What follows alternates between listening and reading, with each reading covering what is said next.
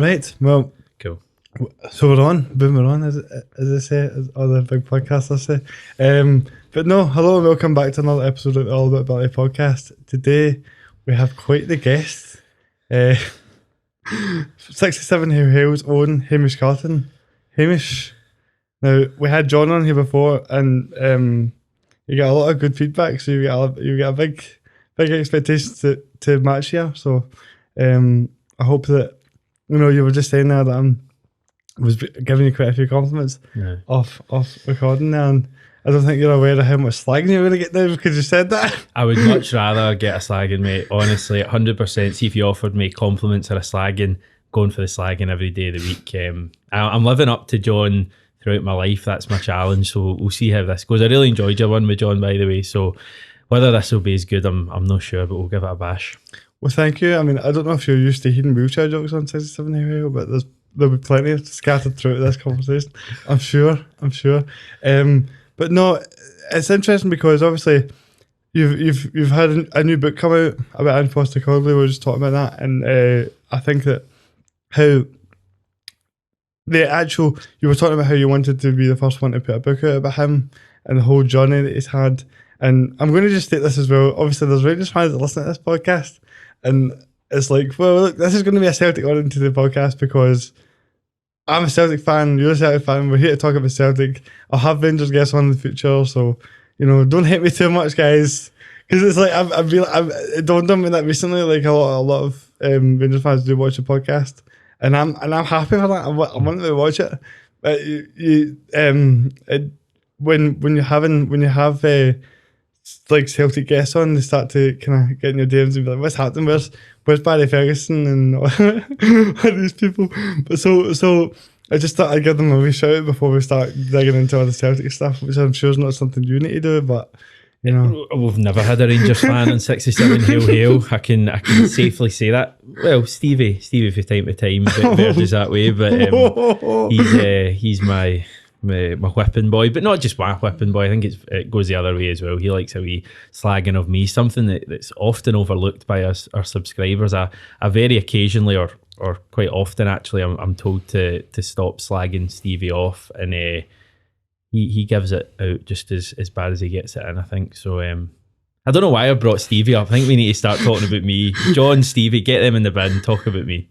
Well, talking about you, so you were just talking about how the story of Ange is kind of continuing, as we know, but the actual evolution from where we started to where it's ended, and the end of the book was the game against Real Madrid and things like that, and how much has progressed. Mm-hmm. What was the process like for you actually writing this as almost like the season's going on and things are constantly changing, and you're like, you never know in football, you're a few bad results away from everybody being like, Ange isn't that great and all that, and you're writing this book. So what was the process like for you, and how did it feel to be getting all these good reviews for that? So I first, came up with the idea of the book, and I don't know if you remember, we'd just beaten Ross County, I think 4-0 at Celtic Park. I think Yakimakis scored a hat-trick that day. It was, the most roasting hot day. It was amazing to, I think, go 6 points clear, or maybe it was 9 clear, but Rangers had a game in hand the following day.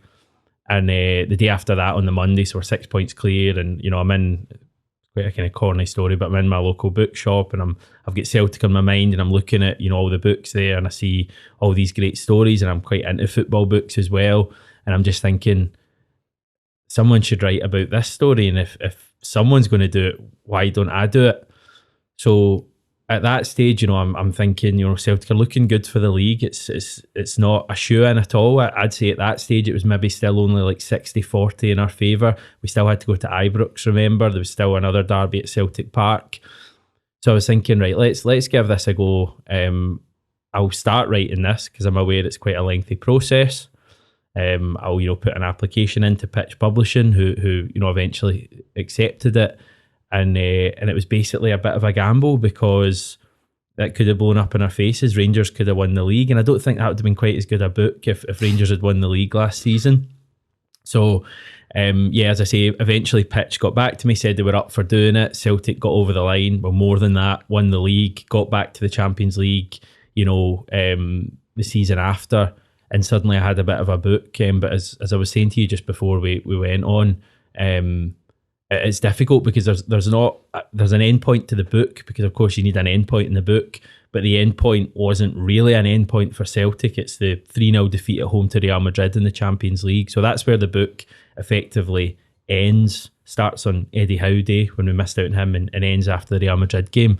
But I mean, Celtic I think played a few days later, than that, after that Real Madrid game. So that's one of the difficulties with the book. But I like to think that the vast majority of it, well, it's doing two things. It's reliving an amazing season and a bit beyond the start of this season, but also it's finding out about Ange from people who know Ange and have worked with Ange. And I feel like that latter bit is kind of irrelevant where the story ends, because all those messages about how Ange does things and the way he manages are just as relevant now as they were 6 months ago or a year ago. So yeah, that's the book goes from Ange coming to the club all the way up to that Real Madrid defeat, and it's an incredible kind of journey, as we all know.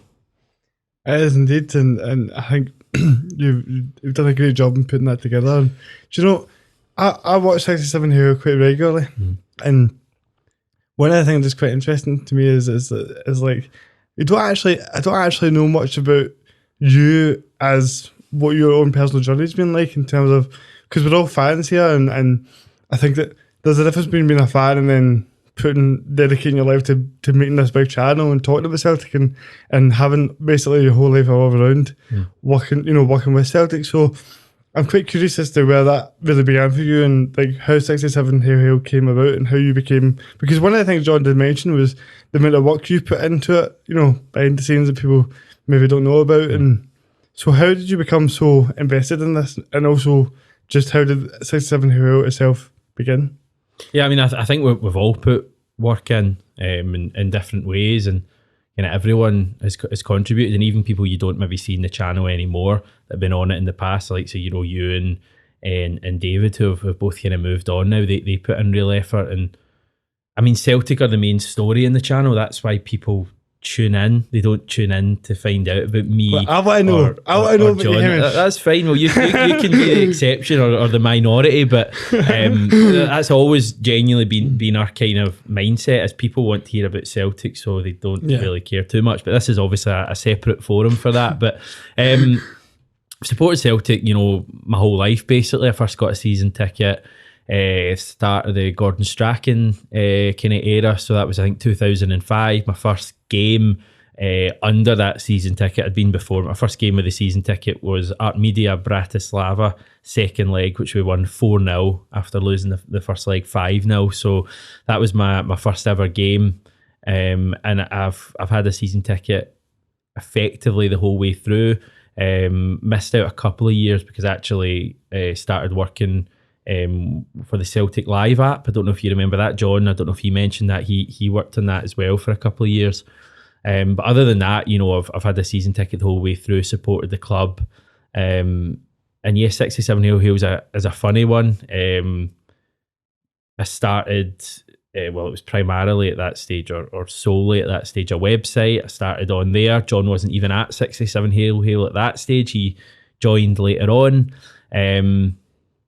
So yeah, I was writing kind of articles, and then when the pandemic hit, obviously football stopped for a few months, 3-4 months. So there was no real reason to have 3 or 4 people writing articles every day when there was no football happening. So we kind of decided between ourselves that we'd try another platform and give YouTube a go. We'd done a couple of videos before then, but not kind of giving it a proper go. So I was kind of, I'd been on the videos, so I kind of put my hand up or got told, I can't remember, to start a YouTube channel. And then just gradually over the last, coming up to 3 seasons now, we've kind of grown it, and it's got to the stage where, we've got nearly 35,000 subscribers. I don't have a clue why that's the case. I don't know why that many people want to watch me and John and Stevie and Asim talk crap about Celtic, but, that's what we're at, and I really enjoy it. It's so much easier when the team's playing well under Ange. That COVID season was hellish, but I think it was character building for a lot of us as well, in many ways. So it's been overall, it's been a pretty good journey. I mean, to grow it that much in that short, like, it's not been that long time. And, one of the things I was saying to you beforehand is that I think that the big thing that benefits is that you all seem quite, I mean, sometimes there can be takes, right? But you all seem quite reasonable when it comes to looking at the bigger picture, looking at all the details and not maybe making outlandish statements at times. And you all seem to get along with each other as well. Like, what was that? Because it's like you can see how everybody adds something different to it, and I think that you all seem to get along anyway. And see how you're talking about like so Jordan wasn't involved in a better way. Like the two. So you'd mentioned how obviously people watch 67 Hill to know about Celtic news and things like that. But I think in that time, like the people have got to know you and like you and like the sort of cast of 67 Hill, if you like. Yeah. By the way that you talk about things and how the reasonable kind of approach, and I'm just trying to embarrass you with all these compliments. That's all I'm trying to do. I know, but when's this slagging? But so what's the kind of what's your kind of friendship like away from 67 with John and with Stevie and that? Because have you ever actually met John in person? Like, because I feel like it's always through Zoom, and it's like I never see him actually at Celtic Park, so I'm always wondering like, what's the dynamic like off the channel? Yeah, I have met John. He does exist. I've met him a few times. I don't think John's actually ever met Stevie, which is a kind of bizarre one. But that could be a video in itself. I know them two meeting in real life. But no, I mean John. I mean, John's got a season ticket. I don't think he gets to go to Celtic Park as often as he'd like, just because of the constraints of the website. John is the main man, effectively, of 67 Hail, and is often kind of needed on the website. I'm kind of more fortunate in that I can do videos after games. But no, I mean, I would say, I'd say they're all my pals, which is quite a kind of good place to be. I was listening when Carol Starfelt, we spoke to him at the end of last season, he was speaking about the fact that him and Carter Vickers are pals off the pitch, so they find that much easier when they're playing together because there's no kind of awkwardness there. If they fall out, they're kind of back in with each other because they're pals. And it does feel a bit like that in 67 Hail, and that, we are all fans, we do tend to get on, and it's all right to have disagreements from time to time. I think we are all different, but I would say, that's like if you went down the pub after any Celtic game to chat about the game, people would be coming at it differently because they think different ways. I think, John is very, very much big picture, doesn't really rush to judgments at all. Stevie probably wouldn't mind me saying that at times he does. Half time on Saturday against Hibs, for example. I'm probably a little bit in the middle between those two. And I'd say maybe Asim is kind of similar as well. So we don't, again, we just try and be ourselves. That's just what we try and do in the channel. We don't try and say things to stir up debate or anything like that, really, or certainly controversial things. It's just about speaking about the club, because it's as simple as that. That's what, if I was like watching the channel or going on YouTube to try and find Celtic chat, it's because they're chatting about the club that I love, and that's what we kind of try and go for. We're not a tabloid. We're not trying to suck people in with daft headlines or create talking points when they don't need to be. If a big talking point comes up, we won't shy away from it. We're not going to just tell the good stories. We're going to tackle the bad ones as well, or the harder ones. But in general, we just try and talk like fans, because that's what we all are. No, I mean, I think that's the best way to do it. And you mentioned talking to Carl Starfelt there. It made me think about the fact that obviously, see, as fans, right? When I had John Hudson in here, and it was a very sort of, it was the first kind of sort of, lack of a better way of putting it, big football guest I had on, and I was feeling it, man. I was like, oh god, this is quite, that bit of an imposter syndrome there a little bit, where you go, I'm a Celtic fan talking to a big Celtic legend, and this is kind of surreal for me. And one of the things that's really impressive is the idea, so even when I just started this podcast, for example, I started the podcast during lockdown as well, and it was mainly based around the fact that I'm in a wheelchair and trying to destigmatise disability and show that I'm in a wheelchair and you're not, but we can sit down and have a conversation, and we're not that different. Do you know what I mean? And it's just trying to show people that when they see someone in a wheelchair, they see someone with a disability, they don't need to think that we're aliens, which I think is because if you don't see people like that, then you just think it's this sort of weird, unusual thing, and even subconsciously. And I think that's kind of what I was trying to do with it. And see, when I started doing it, the actual idea of speaking in a microphone and trying to pronunciate myself and be calm and composed and ask questions and, you know, have a camera on you with lights and all that, it was already like overwhelming and stressful. So I was curious as to how that process was like for you, and how you feel like you've progressed from when you started doing the videos on YouTube to now. Do you feel more comfortable? And then on the flip side of that, now that you're getting to talk to all the Celtic players and you're talking to Ange, Postecoglou and all these different, you know, big characters, like, do you find yourself being like, oh, I can't believe I'm doing this? I'm a Celtic fan asking, you know, my heroes these questions. And is it how do you find it to actually keeping yourself composed and being able to like not be too excited by that in terms of actually asking them these questions and keeping yourself level-headed? Yeah, I mean, in terms of the first bit, and you know, the how you feel in front of the camera, it's like anything else. Like you get more comfortable the more times you go out of your comfort zone, and being in front of, you know, a camera, lights, microphone is, you know, incredibly nerve-wracking. I mean, it's like we were chatting before we started recording. You're chatting just so naturally. I'm talking about both of us. And then the minute, you know, you start recording, there's something it's just slightly different, because it's just a clearly, you know, subconscious or even, you know, conscious thing that you know that you're kind of being recorded, your conversation, you're just not quite as natural. And it's very much, you know, like that, you know, when you're on the channel, and that, you know, if you're having a conversation down the pub, as I keep saying, you know, it's so easy, and you sometimes feel down the pub you get great conversation. You almost think, I wish I could just stick a mic down, but you know, the minute you stick a mic down, that kind of conversation wouldn't happen, because people are worried about what they're saying, who's watching. And when we started doing it live on the channel, that was the big one. I mean, doing it live is terrifying at first, because you always got in the back of your mind, like, if you're recording it, you can always edit it out, find a way around it, anything really.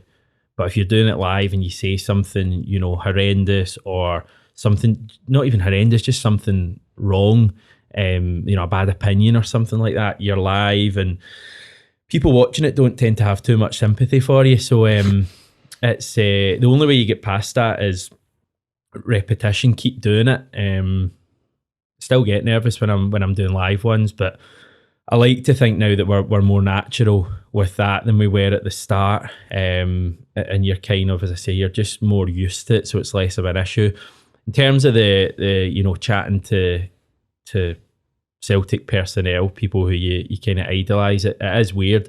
I had a bit of experience of it before I started the channel. Previous job that I did with a radio station, I got to, you know, chat to Brendan Rodgers a wee bit when he was at the club. Remember the first time I interviewed him, because I'd done a few lower league managers. Like I'd done you know, a lot of Saturday reporting in a previous job to that, and chatting to managers, and even that was nerve-wracking. My first ever interview as a 17-year-old was Barry Ferguson, manager of Clyde, and it was at East Kilbride away. It was a pre-season game, and I was the only press there, so I had to like find a way to chat to him just as he was leaving it's not even a stadium really, just as he was leaving the kind of venue, and chat to him and ask him 4 or 5 questions. And it was such a, you know, such a kind of a big experience for me in terms of my character. And then I did some kind of, you know, maybe not bigger names, but bigger clubs, championship clubs.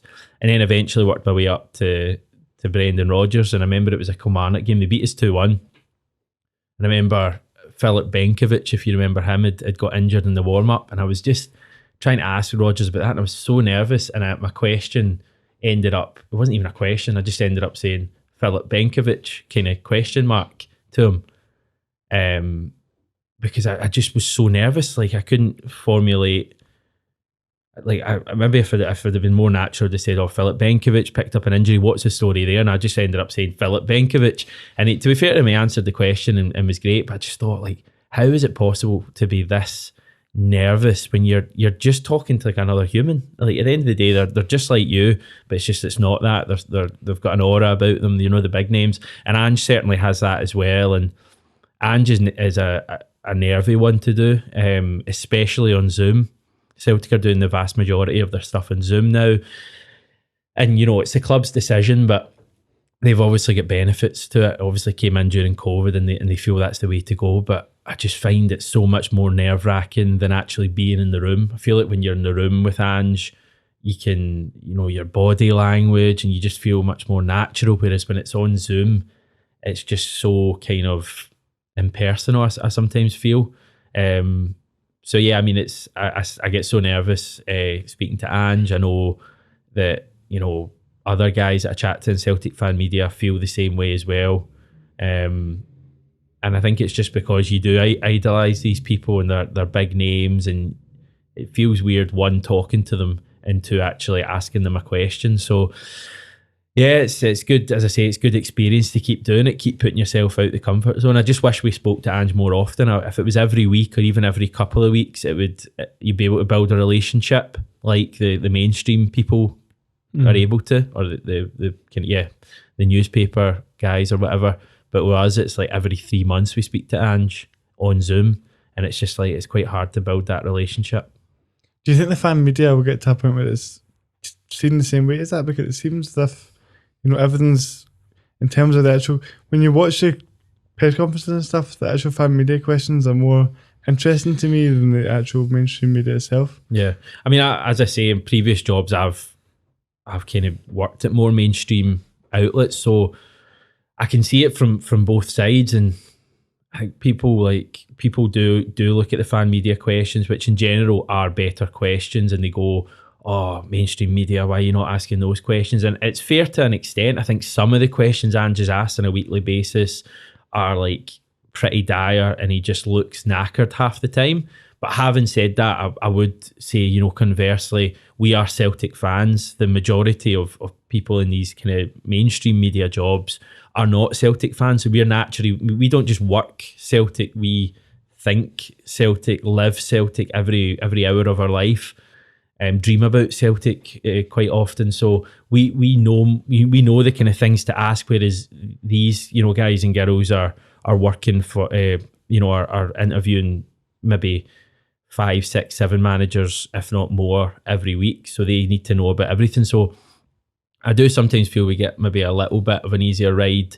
The other thing is we only chat to them every 3 months. So it's like these mainstream people, I don't know why I'm sticking up for them so much, but they're speaking to them every week. So it's like, it is more of a challenge to them. I'm just basically trying to put across the other side that maybe it's more challenging for them, but I think from time to time they could think of more imaginative questions, because you're right, Ange does seem to light up at the end of the press conference when the kind of more nuanced questions come in. And I'd love to see more than 2 fan media outlets on every press conference. Why not split it half and half? I don't think Ange would complain if he got another 4 questions from fan media at every press conference. I certainly don't think Celtic fans would complain, because some of the best, the most interesting answers we get from Ange are in response to questions from fan media, because we're fans. No, for sure. There was actually one particular time, and I'm trying to remember the actual question you asked him, but there was a conference few months back or something. I can't actually remember how long ago it was, but it just seemed like it was doing his nutting. This press conference was doing his nutting. It just seemed like he was getting annoyed about things, and everything was getting kind of frustrating. And then you came in with this question about probably something to do with his approach and his mindset, and it just seemed as if it took the edge off him a little bit, and his whole kind of body language changed, and because it was like because for with respect to the people that were talking to him, it was like a genuine question that you're trying to find something out about. Yeah. Whereas I think he feels as if it's like they're almost trying to catch him out with these one-liners, like they're trying to get him to say a line they can put on a newspaper, or rather than actually asking them something that's, they're actually interested in.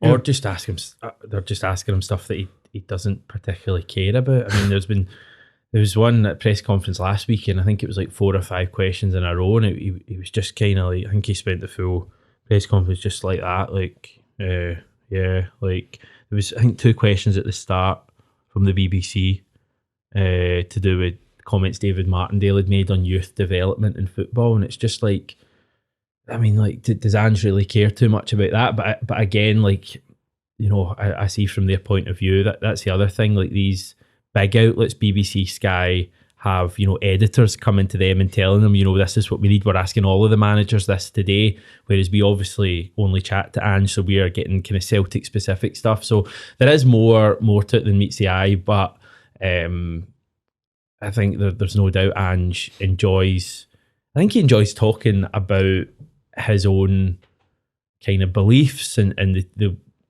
team's beliefs and all that. I think that's when he really perks up, is when you ask him, why did you do this, or why does this happen?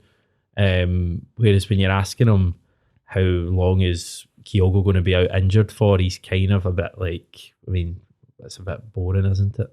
So the sponsor for this episode is Lab Solutions, who are a property maintenance company that's actually run by my brother. And listen, I might be better looking than him, but he's a great guy. And you should go and check out everything he does, because he's one of the hardest working people I know. And I'm always making sure that anyone that sponsors this podcast has the same intentions as me and is coming from a good place. And he definitely is one of the hardest workers I know. He will take care of everything you need, just in all those type of areas. And I just want you to make sure that go and check him out. Make sure that anything you contact Michael about, he'll be sure to help you out and give you the best service that you need. Yeah, it's like something that makes him, he wants to talk about what he's passionate about, and you can see that. Like, you were talking about how your first interview was, but like kind of bigger interview was with Brendan Rodgers. Yeah. And I was curious as to how, I'm curious as to how they kind of compare from, so you met both of them in terms of their vibe and the way they came across. How different do you think Ange is to Brendan Rodgers? They both have an aura when they walk into the room. Like, such a weird, people talk about the aura of a manager, and like, it's, you hear it, and then but you don't really know exactly what that means. It's hard unless you feel it, but then when you actually feel it, you realise what people mean. I mean, Brendan Rodgers walked into that Kelly press room. It's quite a small kind of press room, and I don't know if it's just because he's got the tan and the teeth and all that, or he's much smaller than you think as well. Tiny Brendan Rodgers. When he walked in, it's just like, like the whole room kind of like Brendan Rodgers is here type thing. And Ange 100% has that exact same feeling when he walks into the room. It's like, right, we better not kind of crack any jokes here. It's business now. Ange has entered the room, and this isn't to slag him off. I didn't feel the same thing with Neil Lennon when he walked in. I just didn't feel that. I don't know if I've dealt with any other managers. I mean, Steven Gerrard, I kind of did. Spoke to him a few times. Spoke to him at his first press conference, actually, and he definitely had it as well. So I don't know if part of it, again, is what you're thinking of them in your mind and the fact you've seen these guys on telly and all that. But certain people have that aura. In terms of, Rodgers and Postecoglou, similar in ways. I think Ange is slicker with the media. Like, I think you could always see what Rodgers was trying to do and maybe not manipulate the media, but certainly kind of get them to think in certain ways. But you could see it was obvious when he was doing it. Whereas Ange, I think Ange knows what the media is there for, and I don't think he needs them as much as he did when he first came to the club, when he was trying to kind of inform the Celtic fans how he was going to do things. He needed the media for that, whereas he doesn't really need them anymore. But I do just think he's slicker is the only way I can put it. Rodgers, you could kind of see what he was trying to do, and sometimes you're a bit kind of like, oh, it's a bit obvious. But Ange is just like, I don't think the guy said the wrong thing since he came to the club. There's one thing, Dundee United last season, we drew 1-1 at Celtic Park, and I think after that game, I can't remember exactly what he said now, so I probably shouldn't have brought it up, but I think he was talking about the support booing or something like that, and that was maybe the one time you would look and you think maybe he didn't quite say the right thing, but then when you look back at it, he did have a point because we went on this incredible run after it. But you know, he just says the right thing at the right time continually, and he's incredible. I feel like people forget how difficult that first half of last season actually was. I mean, we had Turnbull, I think it was Turnbull, Rogic and McGregor were the midfield three for like every game for the first half of the season almost. There's a stat, Turnbull played every one, he started every one of Postecoglou's, like, it's in the book, so can't remember, but I think it's like 30 games up until the Real Betis home game when Ange changed, like, I think all 11 players from the start. Up until that point, I think that's early December, Turnbull had started every single Celtic match, and now he can't get any starts at all. So that to me is the evidence of how the team has come on in that period in terms of the depth. But it also goes to show you how important these guys were in that title win last season. Yeah. Like I feel bad for Turnbull in a lot of ways when people talk about him as if he's just like, you know, a squad player. Yeah. When really, I don't think it's necessarily he's still a player that could be in a start 11. It's just the fact that we've got much more depth than we had before. But the fact that he was able to take, you know, a squad that was bare thin, you know, and get to the end of the first half of the season while still being in with a shout, and then getting 3 signings in on the first day of the transfer window to actually get us, well, you know, I mean, it's like the amount of things that had to go exactly right for that to happen is kind of amazing. And I don't think, especially when you think about the fact that Rangers team got to a European final that season, it's pretty incredible. Incredible. It was a strange season because, I mean, we won the league after losing 3 of our first 6 matches. I mean, when does that ever happen? When do you lose your first 3 away matches in the league and then go on to win the league against a team who makes a European final? Like, it was a strange set of circumstances, but like the form that we've shown since that, in fact, since that Dundee United draw, that was match 7 in the league last season. At that stage, we'd played 7. We had 10 points out of 21. I mean, dire form. Since that point, the form this team has shown domestically, I think we've lost one domestic match in 90 minutes since that, and that's like 18, 19 months ago, that game, 20 months ago. The form is incredible, and it's the squad he's built is amazing. And the thing is, he's going to keep looking to improve. That's just the terrifying thing, that we could take, you know, I think maybe 108 points this season if things go well, and yet Ange is going to be saying, you know, we can do better next season. It's definitely exciting times, and you were talking about the order between these different managers, right? And I think that, do you feel as if like Ange Postecoglou just kind of gets it on a deeper level than the likes of Rodgers and such? Because obviously Rodgers did this, was amazing for us, right? There's no denying that. But it almost feels as if Ange just understands the roots of the club more than any other manager in my lifetime anyway. And it really feels as if there's like a different level of trust. Like, we said how the orders are, you know, you said how the orders are kind of the same. You can feel the presence, but it doesn't feel like a guy that's going to be off to Leicester. Do you know what I mean? maybe Leeds or something like that. No, I mean, I think you're right. I think. Well, I hope that he is. He's going to stay longer than Rodgers. I hope that he leaves in a better way than Rodgers, and I'm pretty sure he will. To be honest, he doesn't strike me, you know, like he's kind of wanting to jump at the first opportunity he gets down south. I mean, time will tell if that's the case, but certainly don't get the same feeling as Rodgers. I think he's much closer and has a better relationship with the board than Rodgers did at the end of his time at the club. So I think, and the club's just like, we were brilliant under Brendan Rodgers on the pitch, but off the pitch, people forget what a shambles our recruitment was under Rodgers. Yeah, he signed good players in his first summer window, Dembele, Sinclair, Toure, etc., players who offered something, but other than that, the recruitment was like terrible. Like, the amount of players that we signed in his second and third seasons, you know, Oliver Burke and Shved, and, you know, even guys like Gamboa didn't really do it. I just don't see that happening with Ange at the moment. It just feels like it feels like Rodgers was a brilliant manager, brilliant manager who made players better and took Celtic to the brilliant domestic dominance against not a great opposition. Whereas it feels like Ange is the entire club at the moment, and he's carrying us forward in everything he does. And yeah, I mean, I think you're right. He does get the club. I mean, when he first came to the club, there was people saying that he didn't have a clue what he was walking into, and it's just like the biggest load of nonsense you'll ever hear, because Ange was so aware of Celtic and the fact that he had to win a trophy in his first season. I think he's said that on numerous occasions, that he felt he had to win something for the supporters in his first season.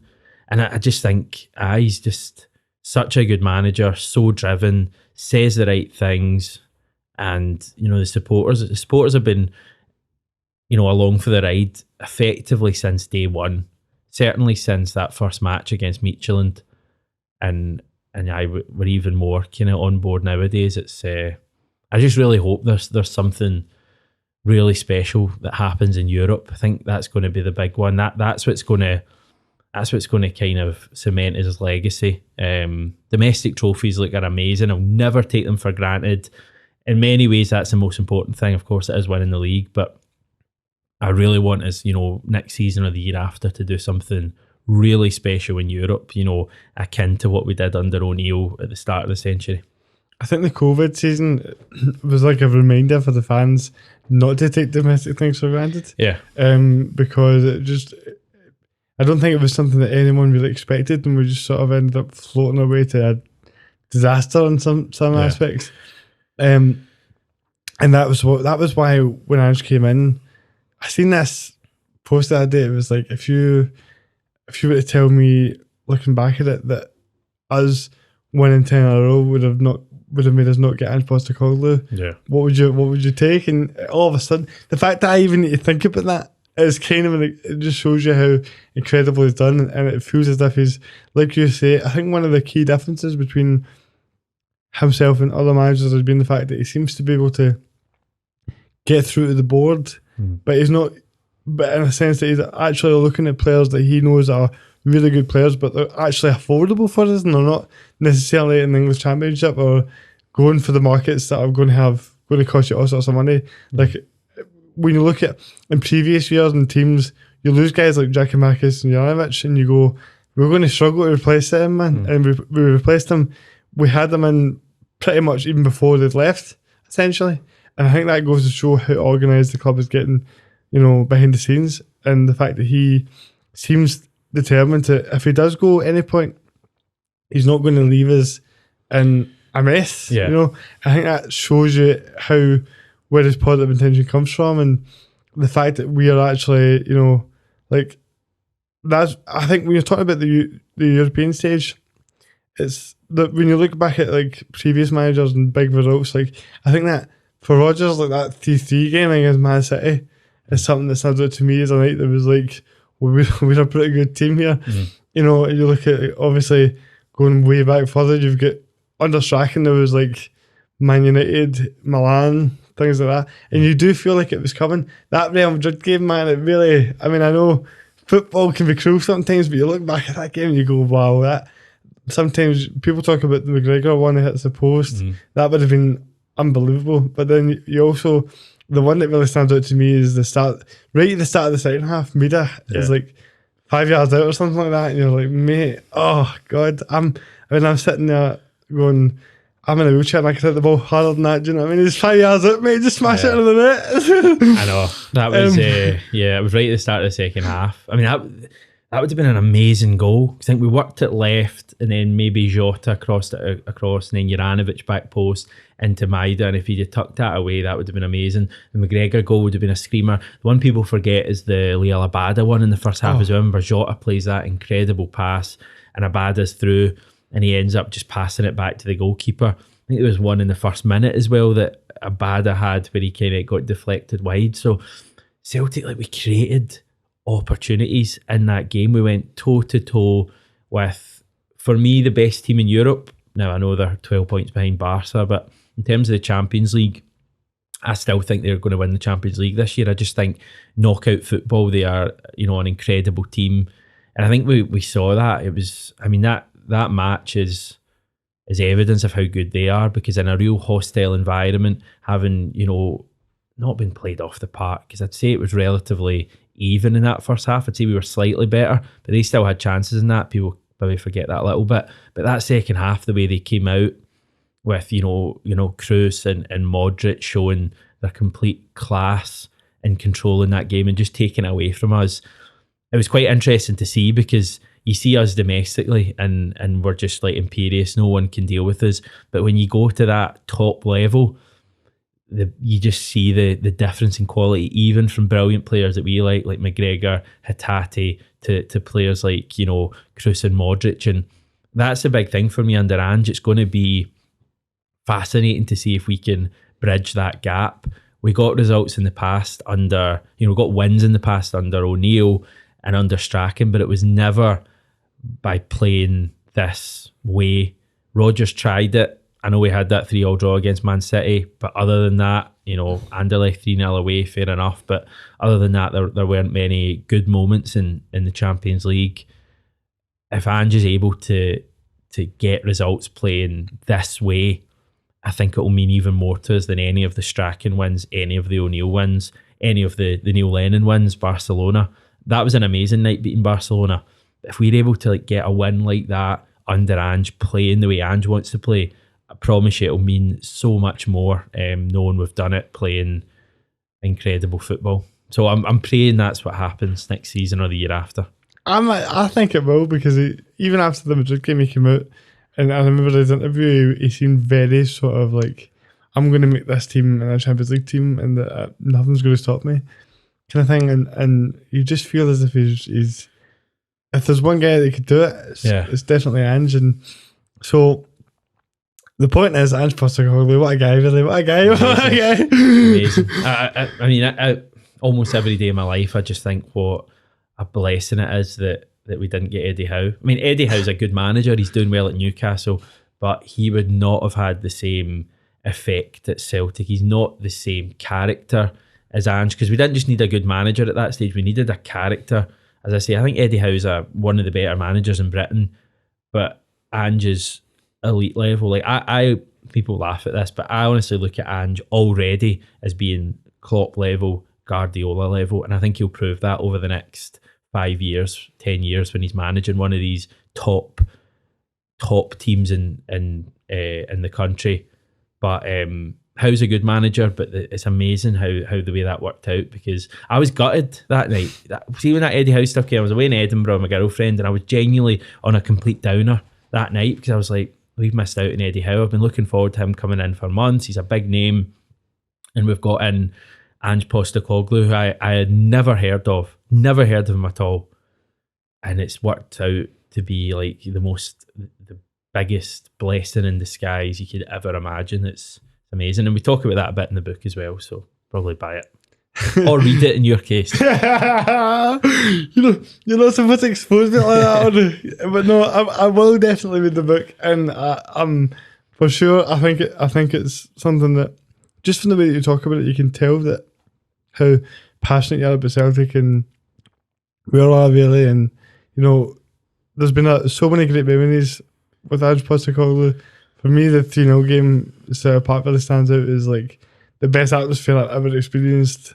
Because I was sitting right next to the kind of Green Brigade corner, and it was just like COVID that night, but I don't care. It was unbelievable, man. And there's been so many memories to have. What are some of yours? But also, I'm going to sidetrack it a little bit into when we're talking about kind of when I'm mentioning how passionate we are about Celtic. As you might remember, I spoke to John about Powerchair football, which is a sport that I play. For those that don't know what a Powerchair is, it's a wheelchair. I've always said to them we should start calling it wheelchair football, because people would know more about what that is than Powerchair, but it's one of those things where it's an ongoing discussion. But Powerchair football is like the kind of chair I'm in now. Just for people that maybe don't know, is one of those ones where you move it with a motor, a stick rather than actually wheeling it. So we have that. So this sport is designed where you've got a bumper in the front of your chair, and it's like faster chairs, and it's for a side, and we pass the ball by. It's like all about the angles basically, and it's, if you watched it, it basically looks like a 5-a-side game. Right. With, I mean, because it's really fast and really exciting to play, and we had a wee bit of a discussion about it because I was telling him at the time that I've been talking to Celtic about getting involved in the sport, and we actually, since I had that conversation with John, we went to, I'm actually thinking, was that before or after it? But anyway, and recently we went to a tournament in Geneva. Right. We played Italy.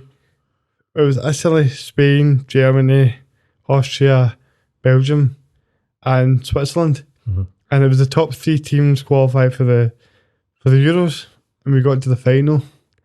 And so if we're going to be going to the Euros, and hopefully if you can get in the top 5 of the Euros, you go to the World Cup. And so it's more of a well-known sport than people realise. But one of the things I'm trying to do with this is that I know that if we can get Celtic involved, every other club will follow, because that's what happens.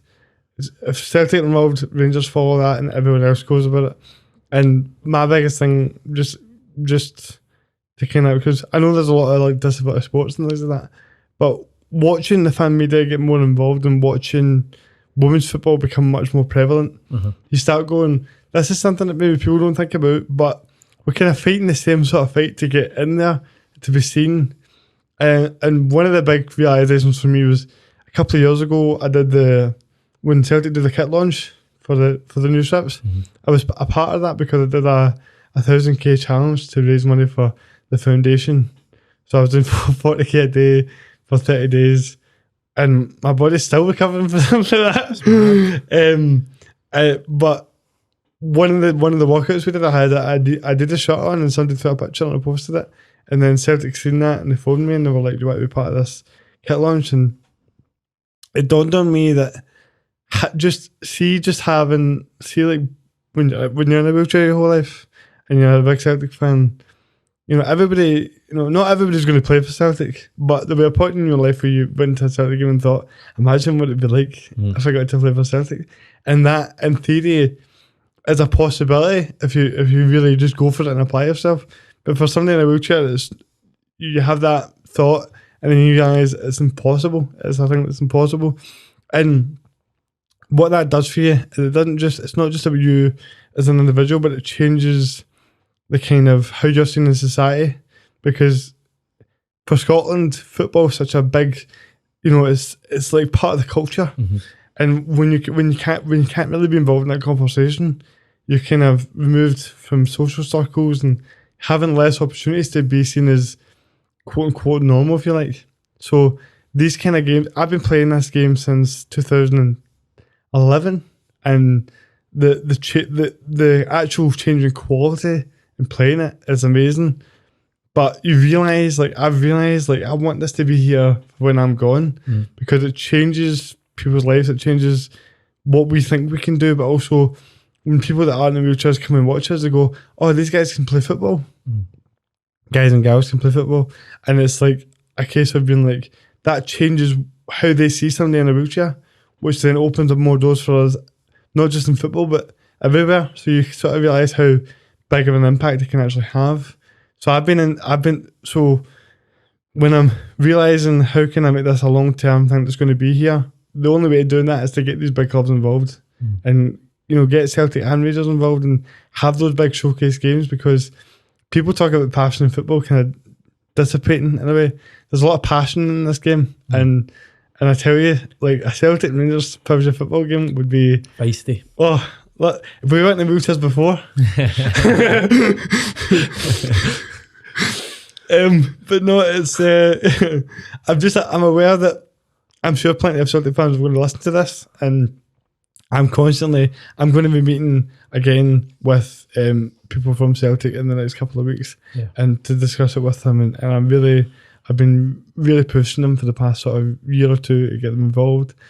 And really what it comes down to is things are easy to ignore when the voice isn't that big, you know. And I think the more people that listen to this and go, there really should be a Celtic Powerchair football team, and they support it and they show that support and they show that Celtic, that people want this, then that is what's going to make it happen, is that sort of public opinion and that sort of pressure of being like, look, this is something that, because there was a point where the idea of having a Celtic women's team was, you know, crazy, and I know people maybe don't see that as the same thing, but at the end of the day, it's we have just as much of a right to play football for Celtic as anyone else, and like I say, I think that and see, when it does happen, it'll be one of those things when it does happen that in a few years from now people will be like, I can't believe that never happened.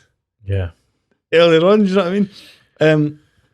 But the only way that it comes about is by people like myself actually coming out and try to push for it and talk about it, because like, if I wasn't in a wheelchair, I wouldn't know half this stuff. But I am, and I always have been, and it's like, once people actually hear it and they're aware of it, they go, he's right, why is this not happening? Do you know what I mean?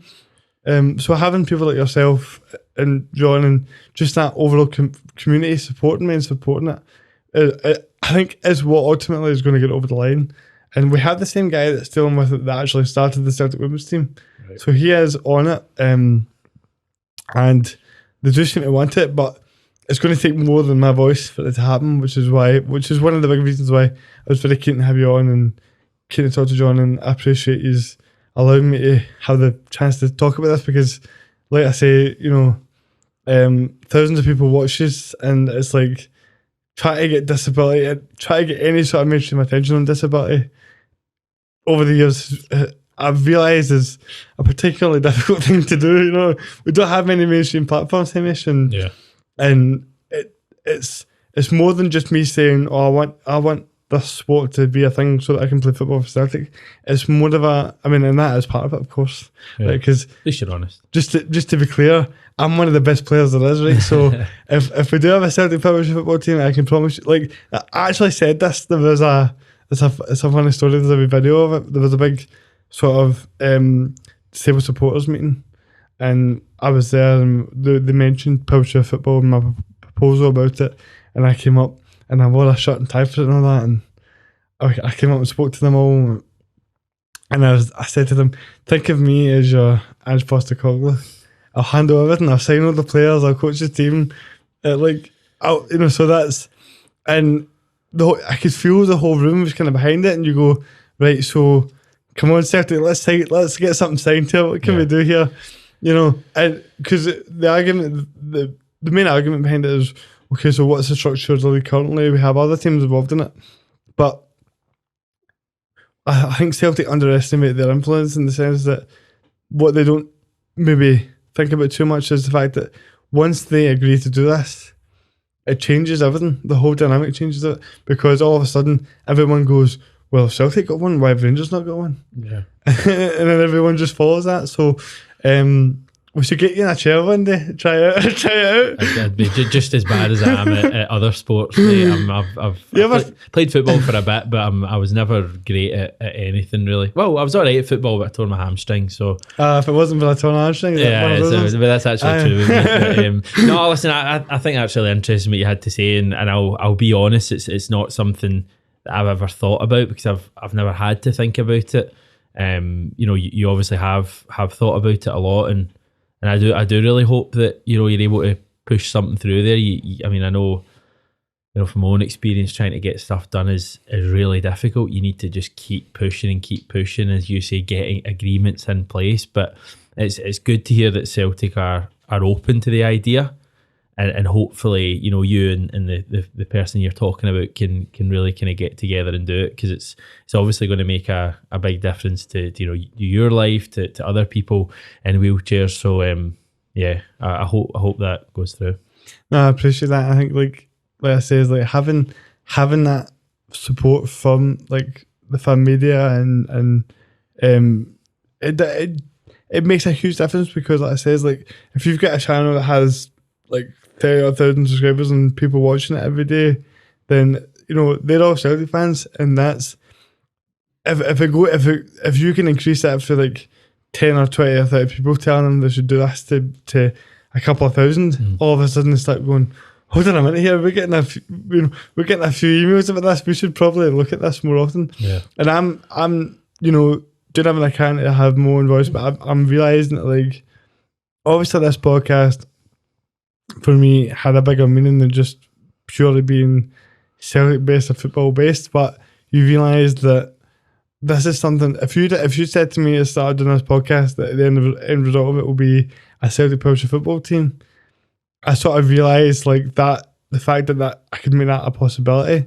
I was like, I really need to try and tie into this, the Celtic media, and get involved in this more and have my face out there, because it's such an incredible thing. I mean, see, when you go to, I remember saying to myself, like, as a wee guy, when I went to Celtic Park and I'd watch the games and I'd go, it'd be so amazing to play for Celtic. And then I thought, if there ever comes a chance where there's some sort of sport or some sort of way of doing it where I could play for Celtic, I need to try and make this happen. And then, like, years later, you find yourself in a meeting in Celtic Park talking to them about it, and you go, wait, how did I become the guy that I was talking about?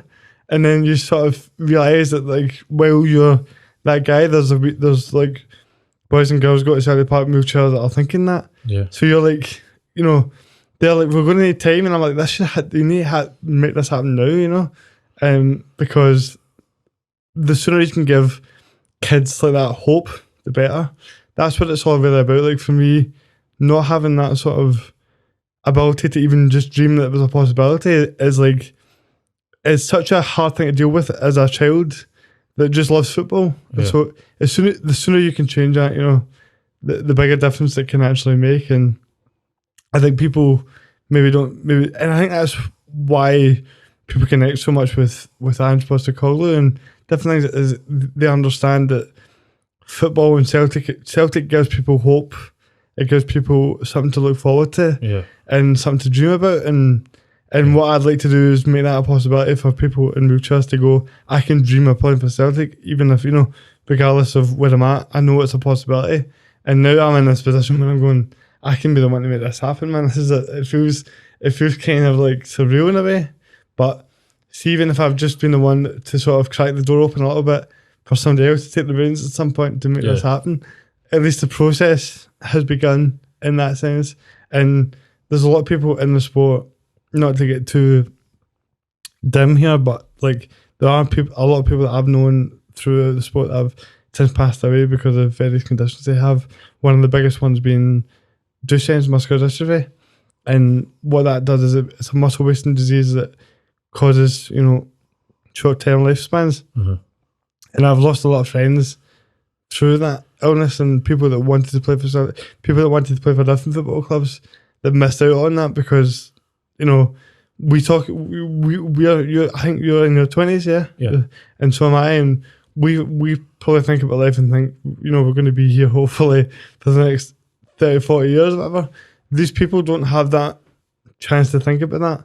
They're only thinking about what the next day is going to look like. Yeah. So, so when we talk about, the time aspect of it, I'm very much like, this should happen as soon as possible. There's no, like, I'm not wanting to wait a few years for this time. I want to make this happen now. So I just wanted to stress that, because that is kind of how deep it goes. It's not just some sort of wee thing that I think, that'd be nice if that happened. It's a very important thing that I'm very passionate about.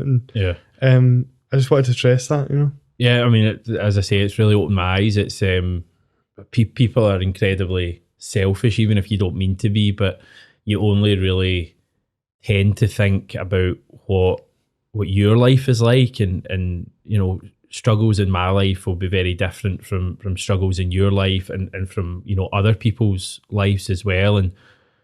And I was thinking this recently, that certain things that I take for granted, you or other people can't, and yeah, it's great that you're finding that outlet, and I really hope something like that comes off for you. And if we can help in any way at 67 Hill Hill, just give us a shout, because if you're feeling that way, as you say, there'll be so many more feeling that way. And if they have an opportunity to play for Celtic, or even not to play, but to have that dream, as you're saying, you keep talking about that dream when you're younger, then I think that would be great as well. So that was interesting.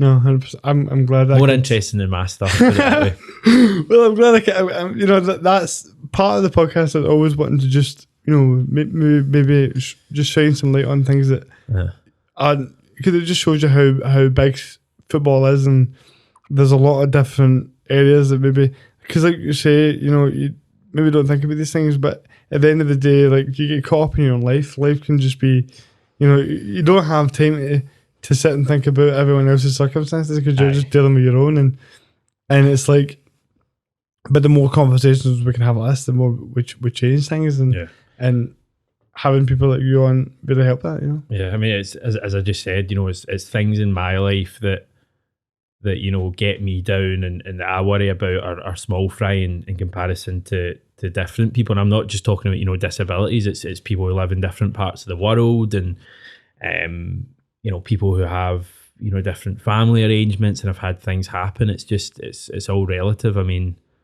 I would say personally, I've been quite fortunate in terms of where I was born on this planet.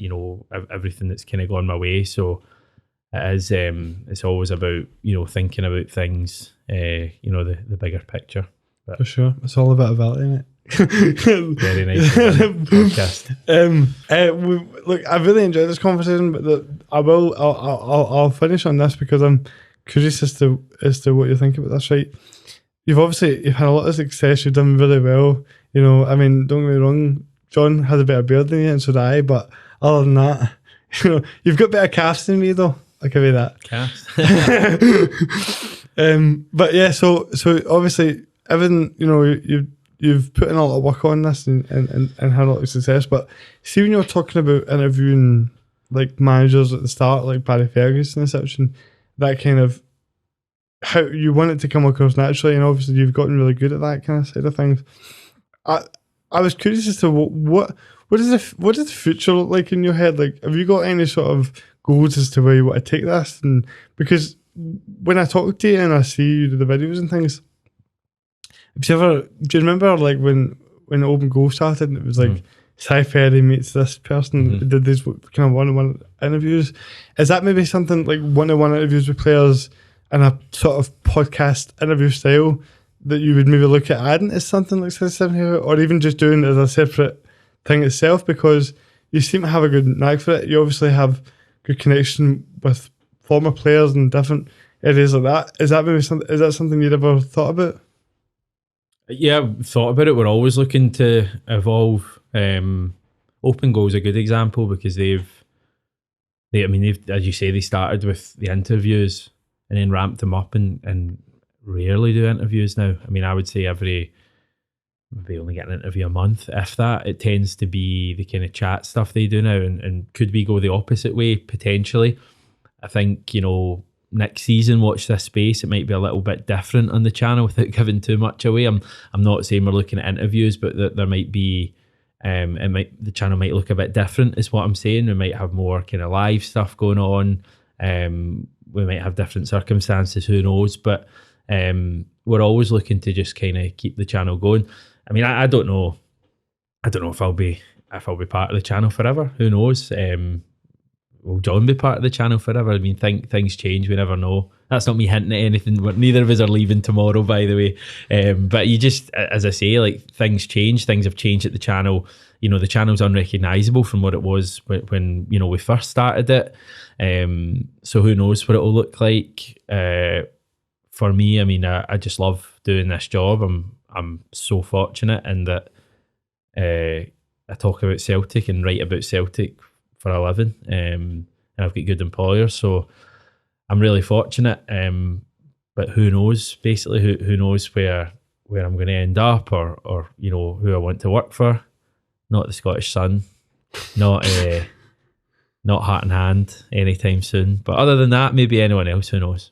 Well, I think what's cool about it is by doing what you've done with 67 Hill, you've kind of allowed yourself to go in whatever direction you want to. Yeah. You don't have, so you've got to a point where you could maybe, whatever you choose to do, whatever your passion is, you can go down that route. And there's plenty of different ways you could take 67 Hill. I think it's been really cool to watch the kind of evolution of the channel and how you've all got better at it, but also just in terms of how it's presented and done. And I think that all the fans sort of appreciate that consistency that he's have. Yeah. And they also the constant want to reinvent it and make it something, make sure you're tweaking it here and there and doing things that are going to keep it fresh. Yeah. Which is, shows a lot about the effort that you put in for it. Yeah. One of the things that's probably the most difficult thing to do with the job that people just don't see at all. I mean, why would they?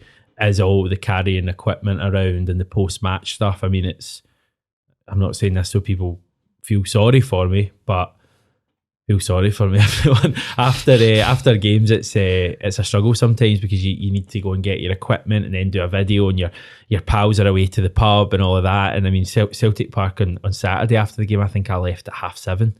The game was over before 5 o'clock. So it's like stuff like that. It does eat into your time. So, we'll need to have a conversation about it, but I think potentially moving away a little bit from the match stuff right after full time might be the way the channel goes. Maybe we look at different types of or different times to do videos, different ways to do videos, because I know we have found, and I think I speak for most of the guys, that sometimes taking a wee bit of time, a few hours, a day after full time, the conversation sometimes goes a bit better. You find better things you want to say when you're kind of away from the heat of the match. So potentially that's the way I maybe see it going, maybe next season onwards. I'm probably giving too much away now. John will be giving me into trouble, but it's a lot of work sometimes, like after matches, carrying all your stuff and trying to do a good video after the match. I mean, I remember the cup final against Rangers recently. Everyone was in a massive high. I was totally drained after that game. We walked back from Hampden into the city centre, totally done in. Like, the match had taken so much out of me. I was thirsty, I was tired, and just kind of having to do a video then. It's easier if you win, but even if we'd have lost that, it'd have been even worse. So yeah, I think keeping it, we've had success, I think, by keeping things, making sure things keep evolving, different types of videos, different times to do videos, interviews, live videos, and having a bit of a mix. So I think things will keep changing as we go forward. Well, that sounds very exciting to me, and I would talk to you all day, but it's so funny doing the stuff like this, because sometimes I really don't know if we've went for like half an hour or if we went for an hour and a half. Yeah. seems about 10 minutes, honestly. Well, I'm really glad you've enjoyed it, and I've loved having you in, and I will put your book in the description of the YouTube video and push it, and I will, next time we talk, I will have read it. I promise you that. And I have no doubt, having talked to you and having lived Ange Postecoglou's experience, that it will be an exciting read for every Celtic fan, and they should go and buy it. And like I said, I'm very appreciative of you making the time, coming in and just talking to me and allowing me to kind of talk about, being able to talk about Celtic is always fun, isn't it? Yeah. And just, like I said, like, I'm sure you're a very busy guy, and being able to make the time for me, I really do appreciate it. And I think, to be fair, you lived up to the expectation of John. John and you, got to say, he's what. I mean, I'd probably need to give you the upper hand, because he came into the studio. John, he came into the studio. So, he's all the way over in Dundee, though. I know, but come on. I mean, I'm just saying, like, you can't live in Dundee forever, John. But no, listen, I really enjoyed this, man. And I'm really glad you came in. So thank you very much. Yeah, no, not at all. I've enjoyed it. As I say, it's flowing in, so that's often a good sign. I've never done something really like this, certainly in person. So I think it's what we're saying about Ange earlier. It's quite nice sometimes to talk a wee bit about yourself and your journey, because we don't tend to do that in the channel at all, because we would get loads of comments saying, shut up, it's Celtic that we care about. So it's been enjoyable, mate. Thank you for having us. No, and all the best with your endeavours. Thank you very much. I'm working really hard to be consistent with this, and we'll have new episodes coming out every week, and it's been really cool to learn more about you as well, as a person and your own journey, and I think that you're going to go out and do bigger and better things. So, as I said, this has been a great time, and we'll catch up again soon. Yeah, no bother.